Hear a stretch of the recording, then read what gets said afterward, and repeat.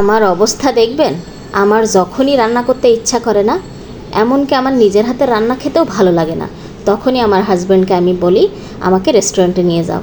তো দেখা যায় সে তার পকেটে যদি টাকা থাকে সে রেস্টুরেন্টে নিয়ে যায়, আর যদি না থাকে তাহলে বলে আমি বাসায় অল্প কিছু খাবার নিয়ে আসছি, তুমি কিছু রান্না করো, সব মিলায় হয়ে যাবে। তো আজকে একদমই রান্না করতে ইচ্ছা করতেছিল না, তো বলে যা হয় একটু রান্না করো, আমার পকেটে আজকে টাকা নেই, তো যা অল্প কিছু আছে আমি অল্প কিছু নিয়ে আসবো। তো এখানে হচ্ছে কি বলে এটা, বাঁধাকপি ভাজি নিয়ে আসছে, তারপরে ঢ্যাঁড়স ভাজি নিয়ে আসছে, আর সাথে ডাল। তো আমরা যে হোটেলটায় খাই, বিশেষ করে সাদা ভাত খাইলে ওদের শাকসবজিটা একদমই ঘরোয়া, আর ওদের এই ডালটা স্পেশাল, মানে আমার হাজব্যান্ড খুবই পছন্দ করে। তো যখনই দেখা যায় আমরা সাদা ভাত শাকসবজি খেতে চাই তখনই ওখানে চলে যাই, আবার মাঝে মধ্যে ওখান থেকে নিয়ে আসে, আর সাথে সালাদ আছে। তো এই আইটেমটা নিয়ে আসছে, আর আমাকে বললো তুমি ভাত চুলাই দাও আলু ভাতে দিয়ে, মানে সে কিছুটা একটু শর্ট করতে চাইছে যে আলু ভর্তাটা দেখা যায় থাকলে ডাল দিয়ে খেতে ভালো লাগবে, আর ভাতটা না কিনে বাসায় রান্না করে ফেলি। তো যাই হোক আমি তার দিয়ে আলু ভর্তাটা করাচ্ছি, কারণ সে ভর্তাটা খুবই ভালো করে, সবসময় ভর্তাটা তার দিয়েই করাই। তো হচ্ছে আমি আলু ভাতে দিয়ে ভাত রান্না করছিলাম, আর সে এই যে তরকারি নিয়ে আসছে। তো আলু ভর্তা, তারপর বাঁধাকপি ভাজি, ভেন্ডি ভাজি, সালাদ, আর সাথে হচ্ছে ডাউল, আর একটু মরিচ ভর্তা। দেখেন সব মিলাই খুব ভালোভাবে আমাদের খাওয়া দাওয়া হয়ে গেল। তো আমি এরকমই মানুষ, মাঝে মধ্যে আসলে এরকম ভেজাল করি।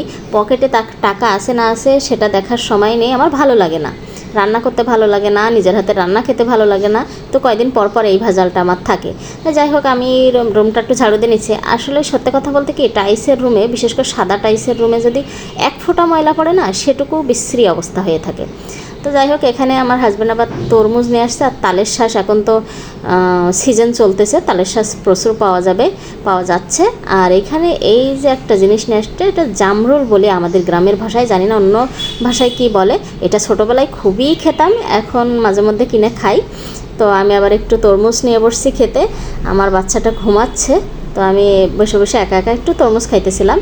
ও উঠলে আবার আমার বাড়তি কাজ শুরু হয়ে যাবে, কারণ ওকে নাস্তা পানি দিতে হবে, অনেক কাজ বাড়তি হয়ে যাবে। যাই হোক কথা বলতে বলতে ও উঠে গেছে, মানে একটু পরেই উঠছে। আমার তো দেখা যায় একের পর এক ভিডিও দেওয়া থাকে, যার কারণে মনে হয় পরপরই সব কাজ করা হয়, বাট না। তো ওঠার পরে আমি ওকে একটু হরলিক্স গুলাই দিচ্ছি, হরলিক্সটা একটু খাওয়াই নেব।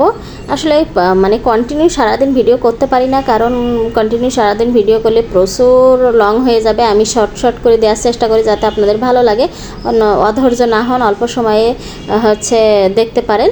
তো যাই হোক আমি আরেকটা জিনিস শেয়ার করি। আমরা হচ্ছে ফুচকা লাভার, সবাই জানেন। আর এমনই ফুচকা লাভার যে আগের দিন ফুচকা কিনে নিয়ে আসছিল, তার যে টকটা আর হচ্ছে যে পুরটা ছিল, তো আমি কিছুটা ফ্রিজে রেখে দিয়েছিলাম, আর বাসায় আমার ফুচকা ছিল, আমি ফুচকাটা ভেজে নিয়ে আসছি। তো বলেন আমার মতো এই পাগল কে আছে যে মানে আগের দিনটা রেখে পরের দিন আবারও ফুচকা খাচ্ছি। তাহলে চিন্তা করতে পারছেন কি পরিমাণ মানে এইসব বাইরের খাবারের প্রতি আসক্ত আমি। যাই হোক এই ছিল আমাদের ছোট্ট একটা ভিডিও, কেমন লেগেছে সবাই কমেন্ট করে জানাবেন, ভালো থাকবেন, আমাদের জন্য দোয়া করবেন, আর সবার জন্য শুভকামনা। আর কেমন লেগেছে আমার ভিডিও সবাই জানাবেন, ভালো থাকবেন, আল্লাহ হাফেজ।